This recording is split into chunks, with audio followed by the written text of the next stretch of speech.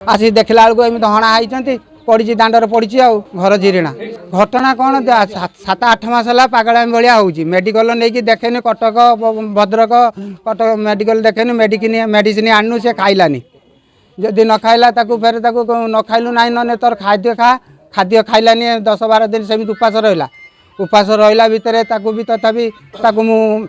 कहनी तो आम छाड़ी पलैनी बापा माँ घर को ना मो ससुर घर को ससुर घर को 6-7 दिन 8 दिन रही आईनु से कहले माँ बाप पलि आस मु खाइनी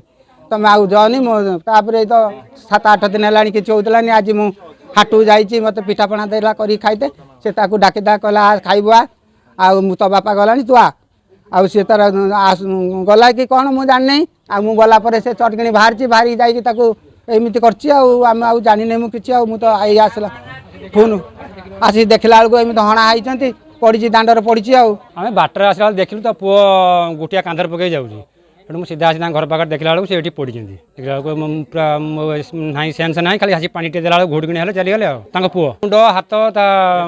बेकमुड़ी सबुआड़े हणा होती देखु आज गोटे रज दिन में आमर कम्प्लेट हो जे डिसीज जे होती स्वामी होती कम्प्लेट गदाधर साहू से जीराण ग्रामर सी आमको अभियोग कले ये अभियोग कलापर आमर पुलिस टीम से पहुँची ये सब को जबत कले इनक्वेस्ट कले साइंटिफिक टीम आसते साइंटिफिक टीम आसिक तदंत करुवा समय आम ताकू वेपन ऑफ ऑफेंस जोटा कि आमर जो जिनस सब जो से हत्या करते से गुड़ाक आम जबत कराई यथा